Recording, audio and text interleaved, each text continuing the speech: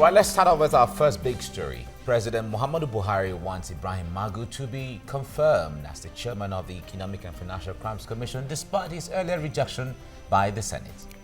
The president's renomination letter was read by Senate President Bukola Saraki after the Senate resumed from a closed-door session which lasted about 80 minutes. I took administrative steps within the executive arm of government to ensure the speedy clarification of issues relied upon by the Senate in arriving at its decision. It is in the above context that I therefore request the gracious indulgence of this distinguished Senate to favorably accept my renomination, Mr. Ibrahim Magu Mustafa, for the position of the chairman of the Economic and Financial Crimes Commission, having received adequate clarification considering the matters relied upon by the Senate in arriving at its decision. Please accept, distinguished Senate President, the assurances of my highest consideration and esteem. Yours sincerely, Muhammadu Buhari. We are still going to subject it to our legislative process. And I think the key observation is with the fact that the letter did not address the bulk of the security issues that were raised in the DSS report. Okay, there we have it there, Senator Sabi telling us what will happen next. But we are joined right now on phone by a lawyer, Adekunle Ojo, to shed some light on this particular issue. Many thanks for joining us, Adekunle. Magu is back again on the front burner. Do you think this time around he will scale through the hurdle of the Nigerian Senate? Well, one cannot really say if he will scale through or if he will not scale through, because apparently the executive arm of the government nominates, and basically it has to be subjected to the approval of the Senate before it becomes. And that is where we are now. But the question that we need to ask is this: whether the nomination is proper. You could see it will appear that some technicalities are being brought in. Now, even the letter of the president was so crafted in a manner that it's not talking about a rejection, it's talking about a decision. So I think by and large, without going into the politics of whether it was rightly rejected or wrongly rejected, or whether it was ever rejected, and I think basically, if you look at the issues, where was the DSS, which office was DSS expected to have turned in their report in the first instance? Apparently, we are in this quagmire because the DSS elected to jump the gun. And to some of us, it was a decision taken in a bad taste. Apparently, because the DSS report ought to have gone to the presidency or to the body that nominates, which is the presidency, before they will even consider whether his name should be sent to the Senate or otherwise. But in the last crisis that we had over this issue, the DSS report, which were even two again, was sent to the Senate directly.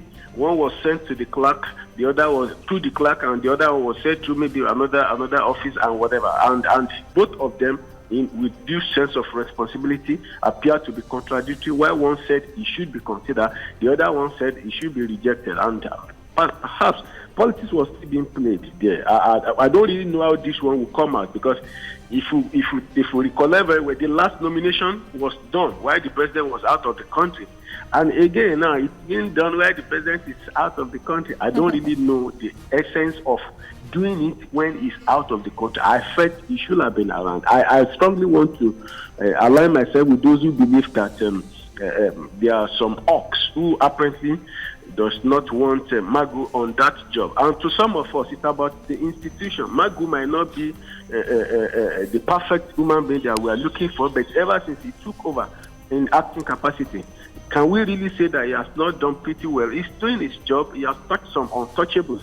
So some of us felt that, look, even the allegations that we're talking about, they were never proven against him. And apparently, they were just insinuations, which ought to have been looked into, because the executive arm, they are in position to prosecute him if anything untoward has been done by him, not necessarily the legislative arm. And I think by and large, the renomination is in order. The fact that it will be considered by the Senate is equally in order, and they have the prerogative to either allow him, approve, or reject. That's where we are. All right. All right. Now, we heard the Senate spokesman in the report we just played saying that the letter from the president did not address the bulk of some of the key security issues that were raised against Ibrahim Magu. Now, what impact would that have on the way that the Senate could address the issue or handle the approval, as the case may be? Well, perhaps the hint that has been dropped by the spokesperson now is to say that, again, we are still going to play politics with his nomination. That's the truth. That's the only thing I could decipher from what he has said. Otherwise, it is not within the precinct of your jurisdiction that is whether all these things should be explained to you. It was in the first instance within the purview of the executive arm to look into all those issues, and if they have looked into it, it was returned to them because of this DSS report, and they got it, and they said, look, the man, well, we got the reasons why you took your decision, and we said, look, as it is now, the decision, the reasons are already clarified, and we don't see him to be in any way hampered by those issues that were raised. It's as clear as that, even from the letter that you just read in Nigeria now. It's so clear that the president has said that, look, we noted the reasons why you took your decision, and those reasons are no longer there. It's as short as that. So, but for him to now say that they have not clarified, it's marks of some unnecessary politicking, and people shouldn't do that, because we all know Nigerians are all looking, and we know that a good number of the senators are being prosecuted one way or the other, or being they are subject of investigation of EFCC, and I think basically they should handle this issue without sentiment, without unnecessary politicking. They should allow, because the question will be, look, if you are not guilty, if you are not found, even for some of our colleagues, lawyers who have been criticizing one way or the other, they have had a date with they have had their different days with the EFCC. So you could see the reason why almost everyone appears to be sentimental. But for those who have not had a brush with EFCC, they feel much freer to say, look, let this man do his job.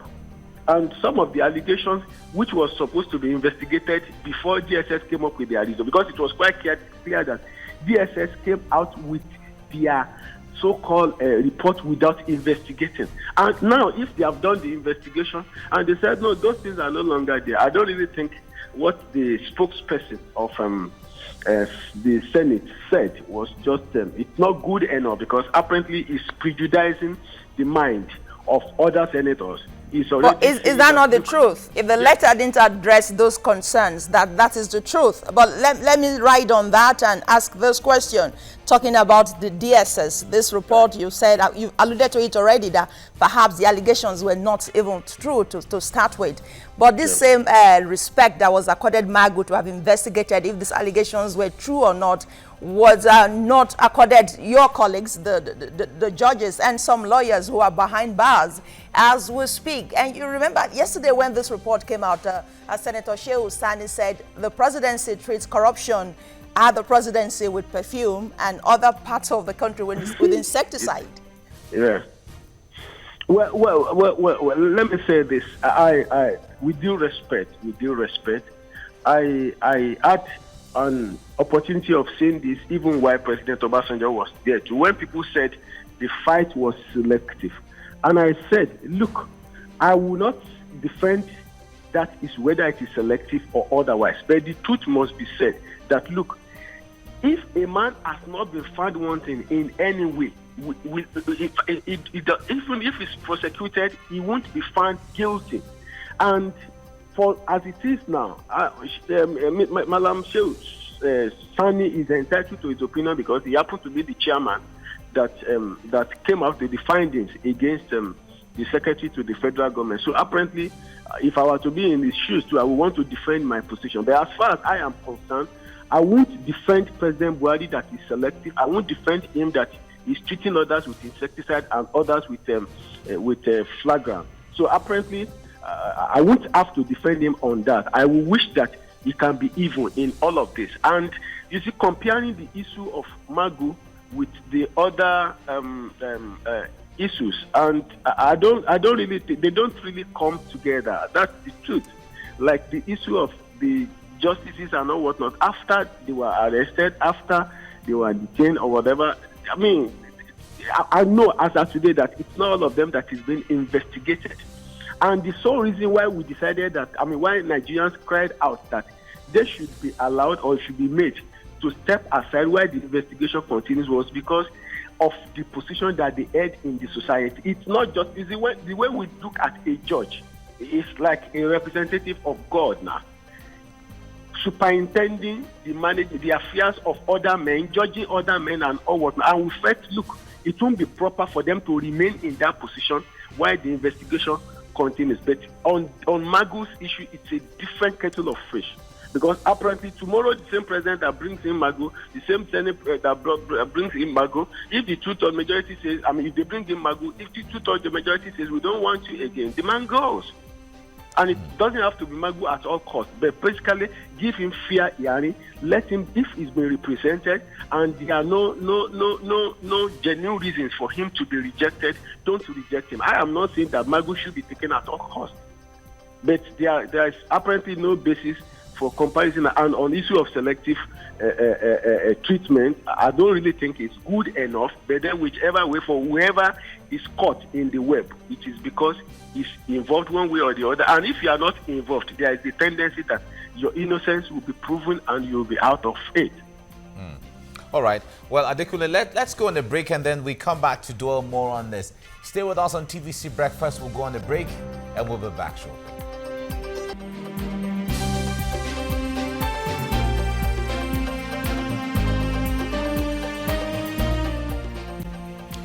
Right, if you're just joining us, you're watching TVC Breakfast. We are at this time talking about the renomination of Ibrahim Magu by the President to the Senate to become the substantive chairman of the Economic and Financial Crimes Commission in Nigeria and issues around it. That's what we're talking about. And we have with us on phone a lawyer, Adekunle Ojo, joining us for this discussion. Now, Adekunle, let's come back to you on this. Now, you made reference to the letter by the DSS against Magu earlier on. Two letters that were submitted on the same day that seem to be contradictory to each other one way or the other. Now, what impact will this have on the faith, credibility, and trust in the DSS as an institution when it comes to the operations of how to carry out investigation or how to even bust out any kind of issues that people see wrong? Well, it shows without any iota of doubt that the DSS might not necessarily be working the way we expect them to work. Because if ordinarily two letters emanated from the same section, signed by the same person, addressed to two different persons within one organization, it means that politics, just like we had it in the last administration, in the immediate past administration, where one Marilyn Oga was more like a mouthpiece of a political party, it means that we are descending into that kind of a crisis again. Because to some of us, we felt, look, it is quite unprofessional for a man to write two incongruous advice on just one issue presenting the same fact. No, it really means that in fact, if I were to be in the shoes of those that are in charge, persons who were part of that two letters ought by now to have been relieved of their, ought to have been queried at least, ought to have been asked questions, what informed your decision, and beyond that again, to me, it was more of an embarrassment. You see, people can play politics with it. Even the president can stomach it as if nothing has happened. But to me, if I were to be in his shoes, it is a clear court indictment on my person as the president. If I nominated someone and prior to my nominating him, you never found it expedient as an harm of my as a department in my arm of government to let me have your details before I nominate him, then definitely they didn't do well. If we are not in a country where politics is played with almost everything, persons that are in charge, the headship, ought to have been asked questions. And I quite agree with you that it shows in a clear manifestation. I mean, it's a clear manifestation of what we have in that department, and we are hoping that it won't degenerate much further. Okay, all right. Adekunle, just hold your thought. We'll want to bring in some more information, some reactions really from some analysts regarding Magu's renomination, and we'll get back to the fact that people who are involved knows what they were doing. They know clearly that this is going to be a suicide mission to have confirmed Magu. If also Magu could have achieved the whole credit of this government on anti-corruption, is premised on the activities of the EFCC. People are pocketing the investment fund that will take Nigeria out of recession. And you want to remove the man that is doing the job. What is the guarantee that if you get another person that he will not be removed the way Rubadu, was removed? No. I see trouble. Do you see trouble? Well, some Nigerians will say, well, it's politics. Others will say, well, there are undertones we can't really see out there. But those are reactions from some people in there. Now, Adekunle, let's see this from another dimension. Right. Now, Magu being an acting chairman of the EFCC and him being a substantive chairman of EFCC, how do these two sides enhance or reduce his level of performance in the fight against corruption? No, I think basically it does not, as an institution, because we should see EFCC as an institution now. Whether you are in an acting capacity or whether you are the substantive chairman of EFCC, what matters is that there is a job to be done, there are duties to be executed. Ordinarily, we have a situation whereby non-confirmation could be a form of distraction. It can be distracted, just like every other human being. Anyone can be distracted. I see all of this, we will confirm you, will not confirm you as a distraction. Otherwise, it shouldn't in any way, whether it's working in an acting capacity, whether it's working in a substantive capacity, I don't really think it would be in that in any form in carrying out his duties. But perhaps because of this, why his nomination was not in contest, even before he was officially nominated, he carried out his duty with all, to some of us, with all enigma, with all vigor that we thought he should put into it. But as it were, the day we started having this idea of he's going to be rejected, he's not going to be rejected, he was more or less converted into a lobbyist again. People now want him to dress in a special gap. He needs to go and see one senator this, he needs to go and see so person. And we are now subjecting a serious issue as this to lobbying. This is where we may have problems, because at the end of the day, I only wish that there won't be compromise from his own side too, because if he had to placate a lot of people to get his way, then definitely we are already whittling down the potency of that department. But by and large, I believe that if he enjoys the support of the executive arm, that is the presidency, the man should just go ahead, do his job. Some other persons have said, look, he can continue to carry out, even in acting capacity, if the Senate refuses to confirm him. And I quite agree with that line of reasoning. His job will not in any way be affected with whether he's in acting capacity or is otherwise. Because if people are subjecting his rejection to politicking or his adoption to politicking, then definitely... But Adekunle, according to the EFCC Act, which I'm sure you are aware of, there's no room for that for acting chairman. You must be a substantive chairman. That's what the Act says. Where it's like you saying today now there is an acting president, isn't it? Isn't it? Mm. And Yeah, I there can is. tell you without missing word that our constitution does not have room for acting president. So if Yemi Osinbajo is the acting president today, it's because the president is out of stand. If somebody is brought in an acting capacity, it does not make that position unconstitutional or it doesn't mean that it's not covered by the EFCC Act, but that his appointment is waiting for ratification. It's just as simple as that. So if I don't really want us to go into that details, because going into that, then definitely we won't come out of it easily today. But I tell you without missing what that as much as the EFCC Act did not say anybody can be, it did not mention acting chairman, there is nothing wrong in acting an acting chairman whose confirmation is being awaited. All right, Adekunle, would it have been right for the Senate, after receiving the report from the DSS, to have invited Magu for, let's say, for the sake of fairness or for the sake of investigation or questioning of any kind?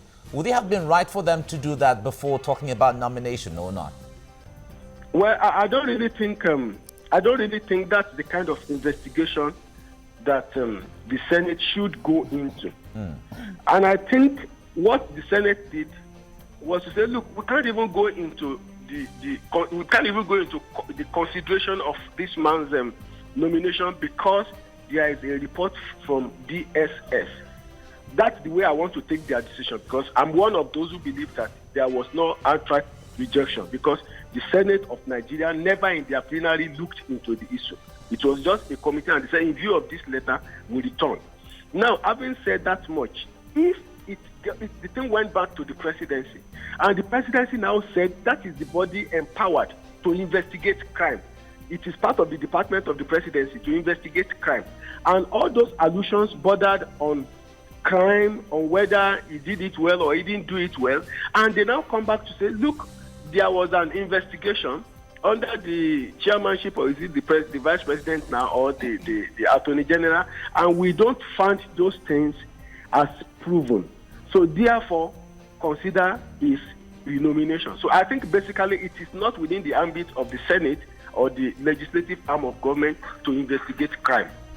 And whatever result that comes out of the investigation by the department, which is under the office of the presidency or the executive arm, should be taken by them as the correct position.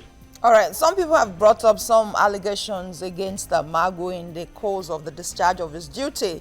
One of them is the former governor of Katsina State, Ibrahim, who says EFCC said they invited him over, but he wasn't invited. In his own word, I'll try and just take it, says, it is a pity that EFCC is pressured and used to sponsor fake, false, malicious, misleading, and unfounded allegations against people like him. That happened under Ibrahim Magu. That brings to the fore the issue of selective justice and Magu's puppeteers, if you like. Well, the question I would want to raise too is, Shema, has he not been arraigned before a court? So if he's already facing a charge in court, I think it's about him, it's about the court now, it's about having to go there to prove his. I won't say, like I've said so earlier, that look, if the body indulges in selective prosecution or selective investigation, that is not good enough, because we are actually looking up to an institution that will go into issues without having to look at faces, to look at race, to look at creed, to look at your color or whatever, that will just do its job irrespective of who is involved. That is my expectation. But as it is now, the man that we're talking about, former Governor Shema of Katsina State, I want to believe is already arraigned in court. And for anyone that is here to be arraigned in court, you have every right to cry out to say, look, I am being persecuted. So, and in that wise, your right too is protected by the Constitution. Approach the court and ensure that you are arraigned and go and prove your innocence. But basically, I don't agree with selective prosecution or investigations too. But as it were, those allegations raised by Sherman now, I don't really know how much water it holds, because apparently the man is already is already in court, and I think he should just allow the matter to go through the normal process of adjudication in the court. Okay. All right, Adekunle, we'll come back to you shortly on this. We'll be bringing Foladele shortly after we go on a break, and then we come back on the program. And don't forget, at top of the hour, will be time for the news update. Stay with us on TVC Breakfast.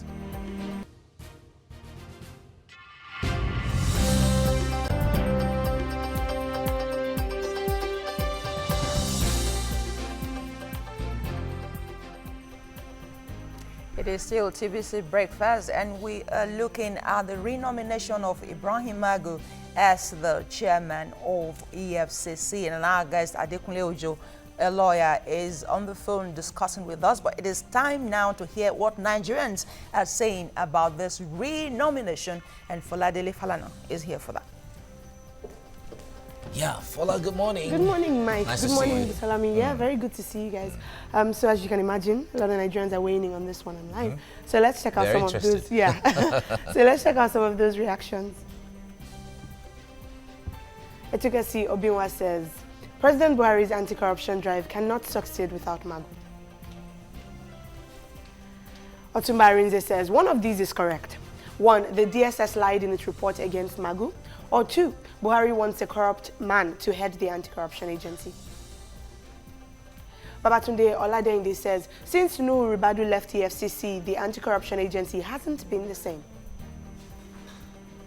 Sambo M. Saliu says, whether it is Magu or not, discerning watchers of this government know where the anti-corruption drive of this government is heading to. And last one here from Mr. Adeyemi, he says, anti-corruption. Buhari uses insecticide for others but applies deodorant for cabinet members. And this was a paraphrased quote by Shehu Sani on President's letter to SGF.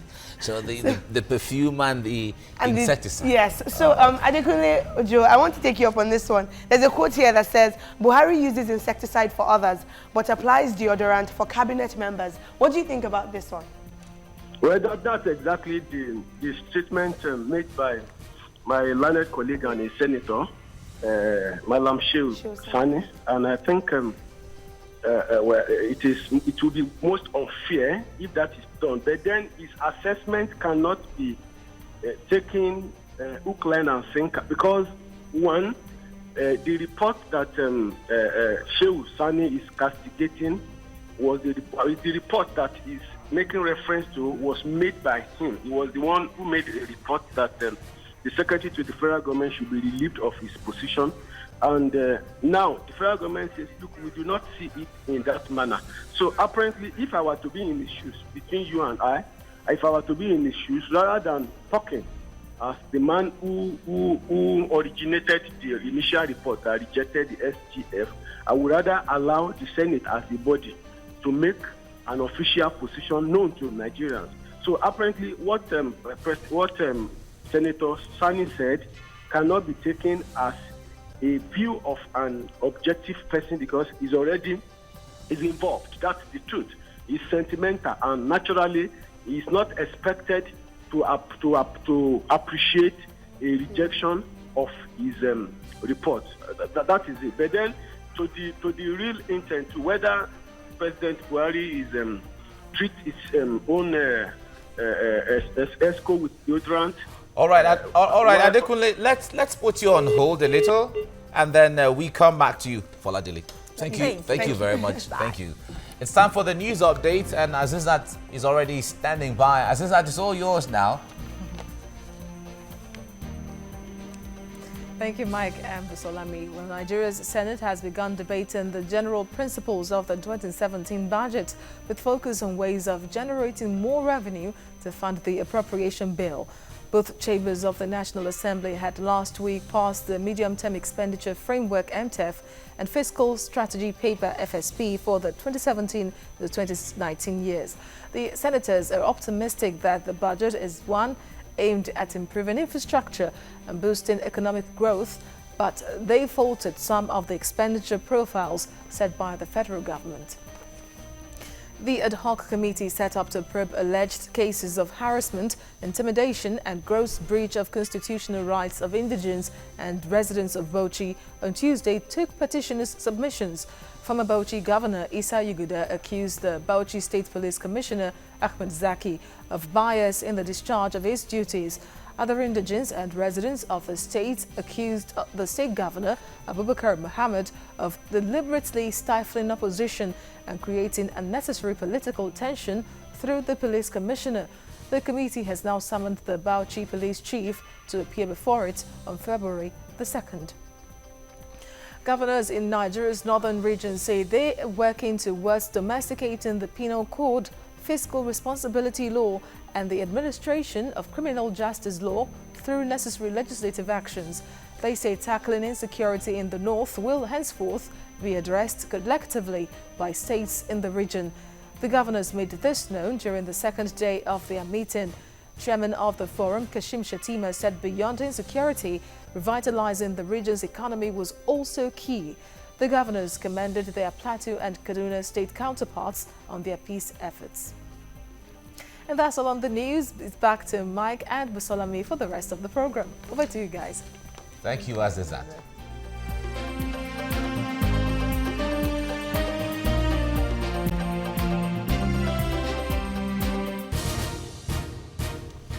All right, if you're just joining us, you're watching TVC Breakfast. We're still discussing the EFCC, the presidency, and the Senate.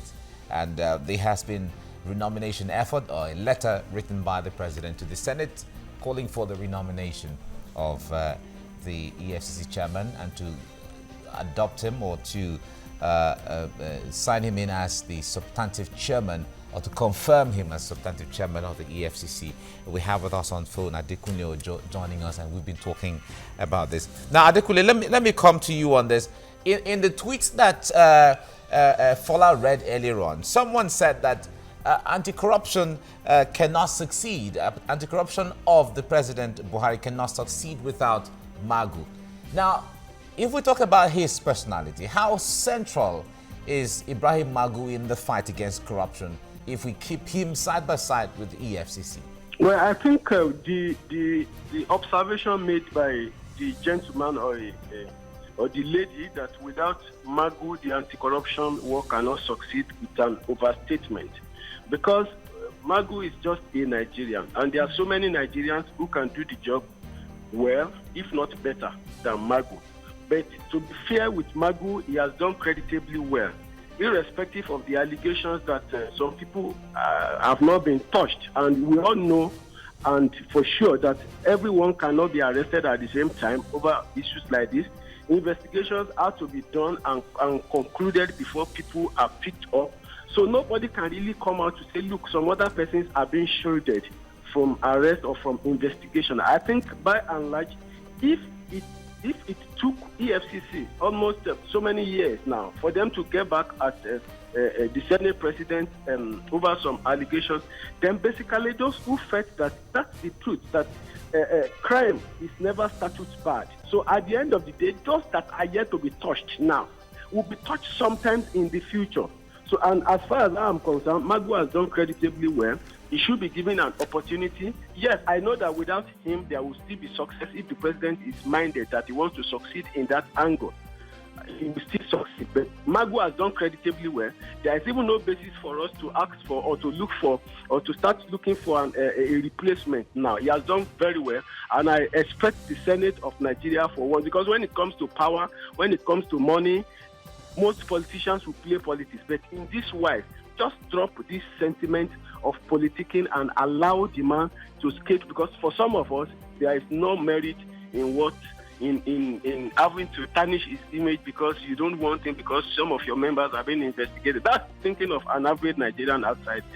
And I think basically, well, without him, there could still be a success, but with him now, he's doing pretty well. He should be allowed to continue. Right. You seem to be referring a lot to the lawmakers and the senators, perhaps, that they are being biased.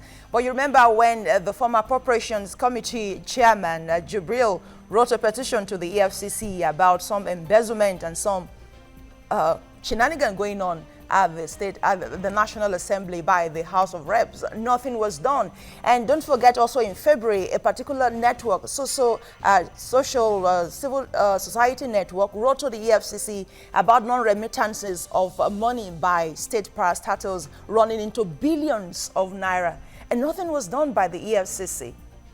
Well, let us not conclude that nothing has been done by EFCC. The job of investigating crime is quite enormous. And I tell you, it is not all allegations that are good enough for a body, for the police, EFCC or whatever to come out and say, oh, we have found somebody we have found a culprit. So in this wise, let us not conclude. I won't be part of that conclusion. I still believe that one way or the other, the allegations made by Ibrahim, the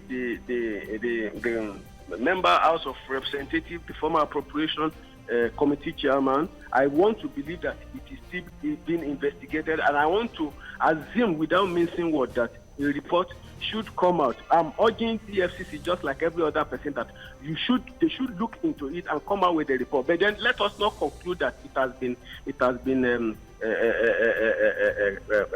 has been covered one way or the other, or it's been neglected. I don't want to say it in that manner. Honestly speaking, that's my position. Oh, all right. Adekunle, you have said that several times here that Ibrahim Magu has done creditably well. Well, so many Nigerians share that perception. But there is another perception by Nigerians that since after the days of Nuhu Ribadu, EFCC has not been as vigorous as it used to be anymore. Well, number one, let me say that EFCC did fairly well under Malam Ribadu. You know, then the allegation was everywhere too that it was a selective thing. And clearly, it could be found that a lot of people were never investigated then. They were just being investigated now. Because like Kalu now, as he was in office, during that regime, he left office and it was never, not until very recently. And there was a law in the entire thing after Malam Ribadu left. But I think since this man came in, he has been able to add some fire into the operations of the body. And to some of us, within the period which he has occupied that office, I think he has done fairly well. This idea of plea bargain of a thing, some of us will always object to it, because it is not an idea that can work perfectly well in our kind of setting. Somebody stole 1 billion naira and you ask him to bring 100,000 naira. It can't work. So I think I disagree with the idea of plea bargaining, especially in corruption-related cases. Every man alleged to have corruptly enriched himself should not only refund whatever he has taken, it should be stigmatized as a thief who stole our money. Beyond that, he should be sent to the appropriate jail term. Okay, let's look at the issue of the rule of law and adherence to the Constitution under Magu. Case in point, the Fayoshe case, frozen account. What the EFCC Act says is there must be a court order. Perhaps there was a court order, but the account was frozen. And the immunity clause in the Constitution has not been expunged. It's still very much alive. Why would the EFCC turn a blind eye to that? It's not about EFCC now. My personal position, and unfortunately I can't remember, I think it is the case of Inspector General of Police and Fawemi sometimes ago. The conclusion was that the man who is occupying an executive position that enjoys constitutional immunity can be investigated while he's in office. And I could remember why for GSC, as he was then, he made some instances, and one of the instances that he made was that if a man is alleged to have stolen money and it was found that the money is in a particular account, would you allow him to withdraw the whole money because the man is enjoying immunity? And the conclusion of the court in that case was that his account could be frozen. And I think for the EFCC to have sought an order for the account of Well, the High Court overturned that decision, you're aware? You say what? The High Court overturned that decision, you're aware? Yes, I'm aware, but then that's not to say that they cannot appeal that decision. I align myself more with the case of Inspector General of Police and Fawemi because it's a Supreme Court case. And I believe so much in that. I'm not a mouthpiece. I'm not even a counsel to EFCC. I should expect them to take it up, because if you see a man that is committing a crime at the scene of that crime, you say, oh, we cannot investigate him now because he's a governor. The man has just used his car to crash into another person's car, and you say, I cannot take photograph of it, I cannot incident it, because the man is a governor, and you saw him where he was killing somebody, and you say, oh look, we must not look at his side. So I think by and large, investigating a crime that can become elusive, if not investigated at that point in time, if you say you are defining it in so many years and whatever, then it can't work. All right. The law is quite simple, that it can be a governor in Nigeria, a sitting governor can be investigated. Okay, Adekunle. Thank you so much. Adekunle Ojo, lawyer, thank you very much for thank you so joining us this morning on the discussion. Thank you. Thank you. Let's go on a break and we'll come back to bring up our next discussion. Our guest is already in the house. Stay with us on TVC Breakfast.